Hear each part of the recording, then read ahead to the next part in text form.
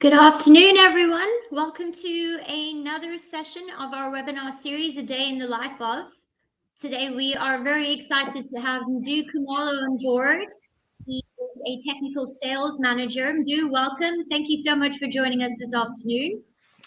Thank you very much for this opportunity. Can you confirm if you can hear me? Yes, I can hear you and see you. Can you hear and see me too? Yes, I can hear you and see you. Yeah. Okay, awesome. Thank you so much for doing this with us on a Monday evening. We do appreciate it. Okay.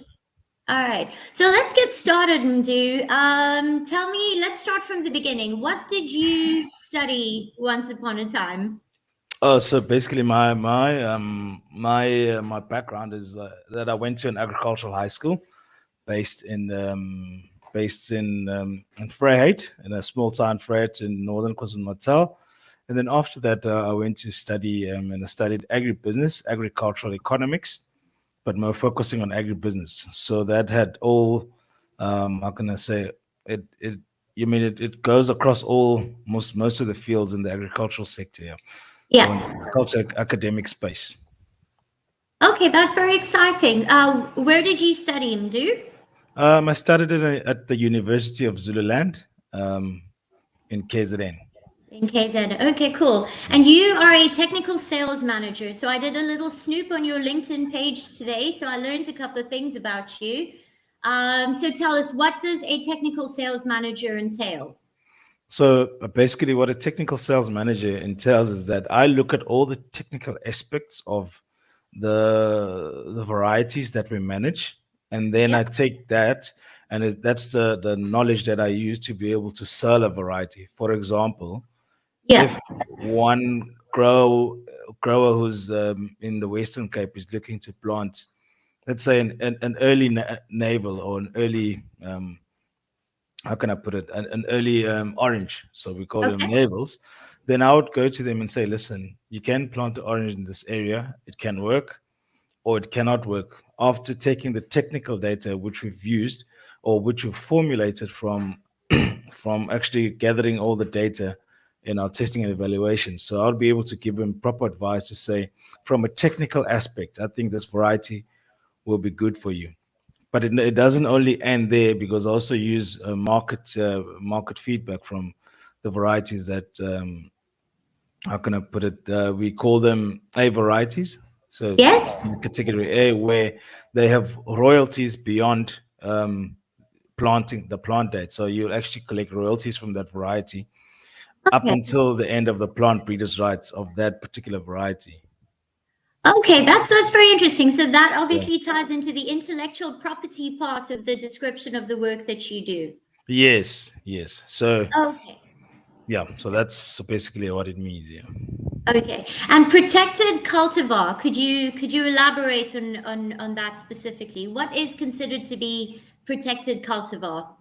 So a protected cultivar will be any cultivar that a breeder or somebody has found. So that's where the process starts. And there's three different ways to find that. The first one is through crosses, which is more of a lab thing done by it's a speciality. And then you get mutations. So a mutation will be a maybe like we talk about a spontaneous mutation or a branch mutation where we always see that this branch is always earlier or the fruit ripens earlier. So that's another process of getting new Yeah. variety. And then the third one is through selections where we see, okay, this variety yields very good. Let's go and select from this tree. Or from that branch, I go and plant five different trees. Then I do a selection from that. So that's the process how it starts. And Yeah. then this, so plant breeder or intellectual property is something that anyone can protect. But when it comes to plants, it's protected by an act called the Plant Breeders' Rights Act, Okay. which then means that if you come up with that new variety, Yeah. you have protection over it for 25 years. So Yeah. anyone who wants to plant that particular variety has to come to you as the owner of the variety, and you must be compensated for that. So that's where the IP comes from in terms of plant breeders' right for protected varieties.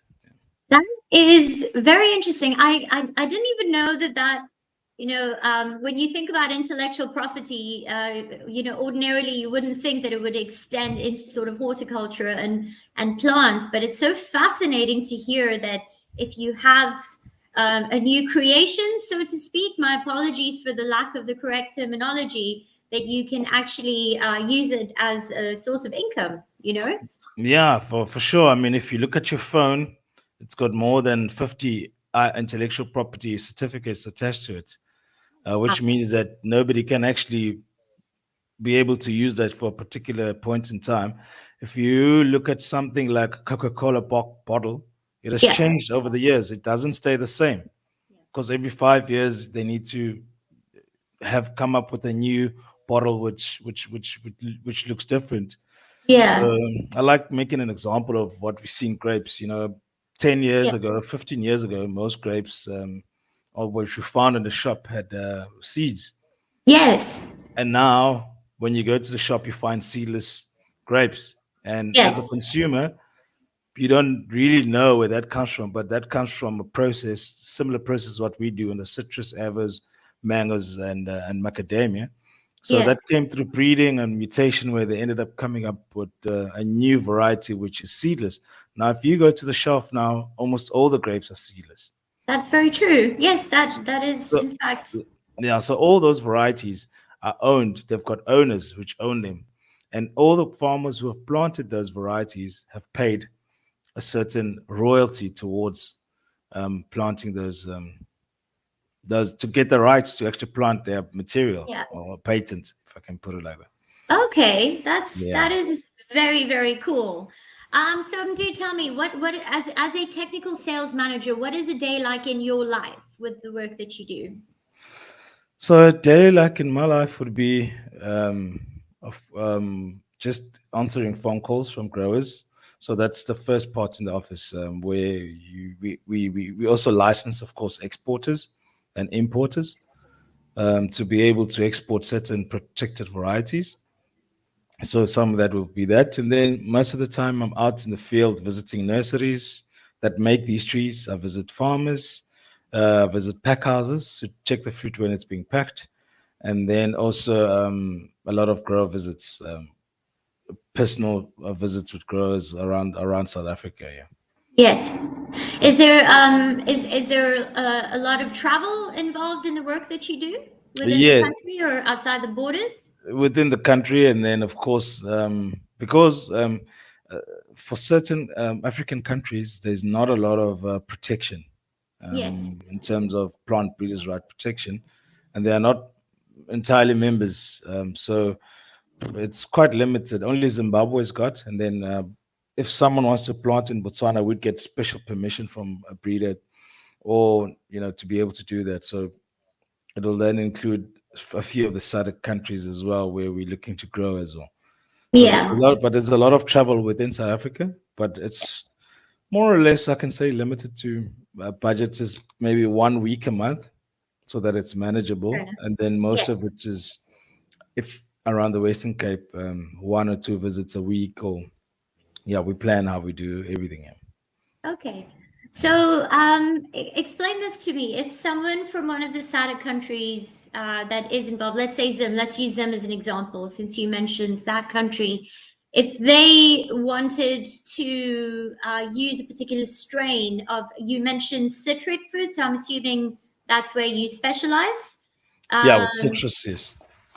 with citruses, okay. Yes. So if they wanted to grow one of the strains that fall within the ambit of your work, would you have to then travel there in order to educate them on the processes, or is it just a matter of sort of buying the IP to use the product in Zim?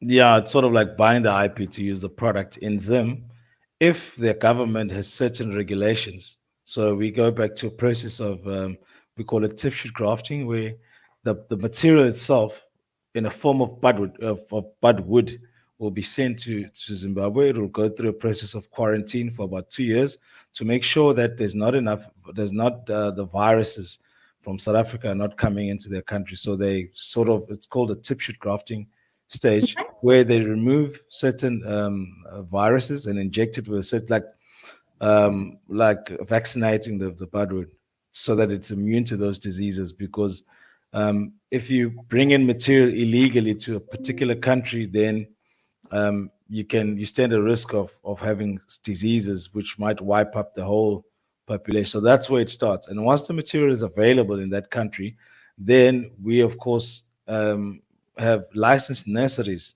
So they'll put a order at the nursery and with us, and then we would then approve that budwood to be sent to that particular nursery to make the trees once the grower has paid for their royalties. So that's how the process will work. They'll contact me here, Yeah. and we'll send them an order form and they'll follow the order process. Okay. Did I hear you correctly when you said that the incubation period when moving the strain is 2 years? It can be take to 2 to 3 years depending on where you're getting the material from Okay. and how good the material is. And then of course, after that, then it goes through a process called tip shoot grafting. Yeah. So if I'm bringing in material overseas, it'll be in quarantine for a certain period, two to Yeah. 3 years, then goes to tip shoot grafting.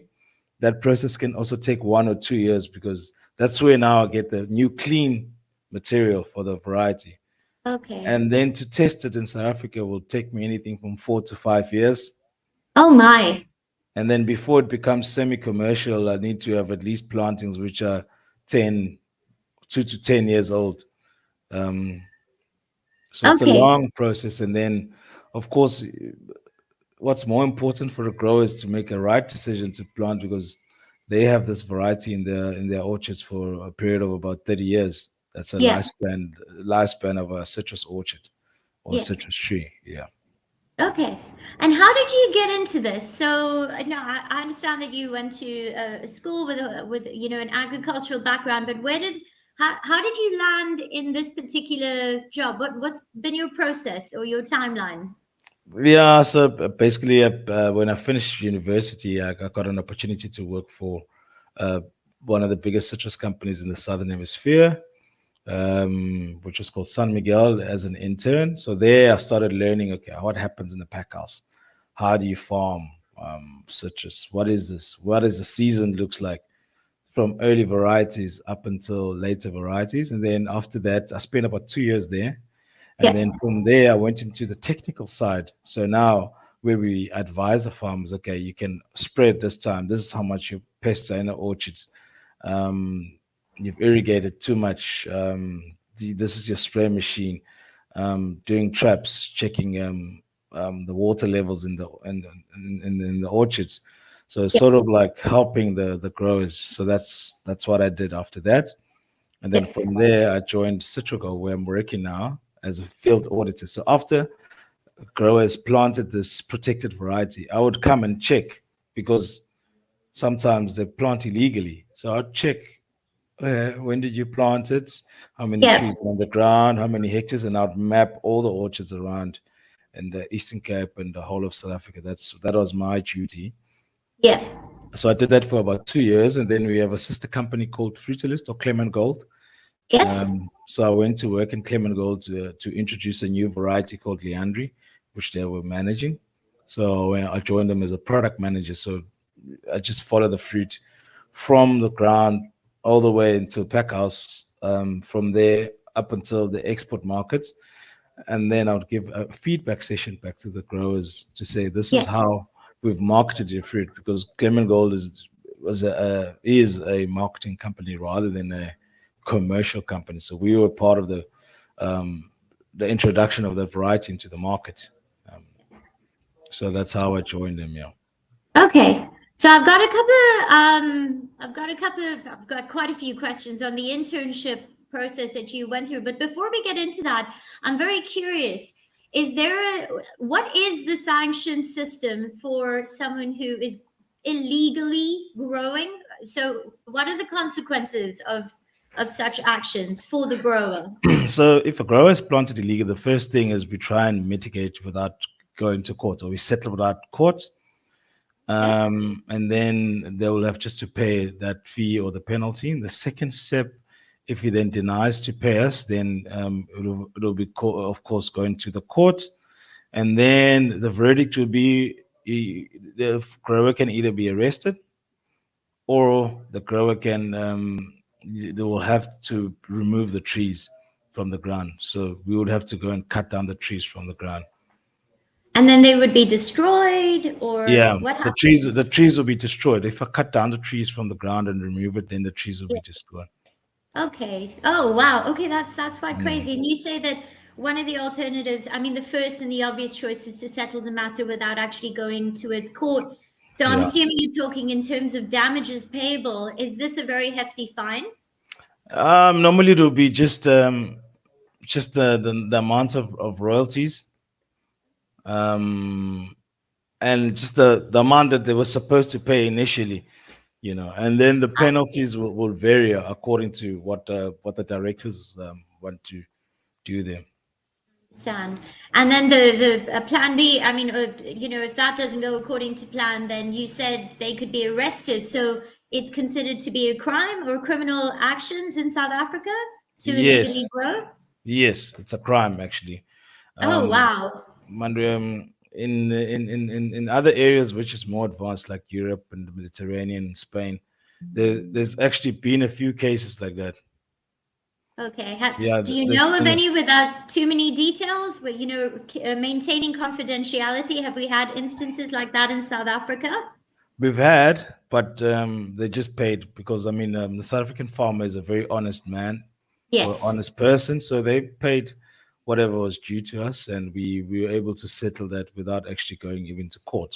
So. Okay. All right. Well, that is fantastic to hear. But I think, yeah, and then I think also what is good is that if a grower buys a particular variety, they want to know that everyone else who's got it is also bought it legally, so that yeah.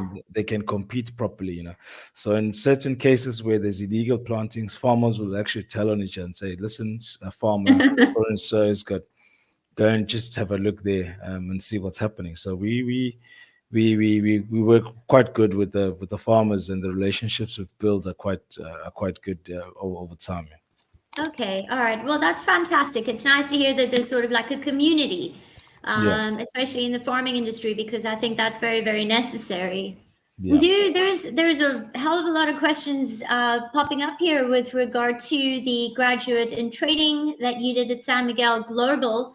I know that this was a couple of years back, but what the students are curious about is how you go. So obviously, Gradlinc is a platform that helps with graduate recruitment and placement and work readiness.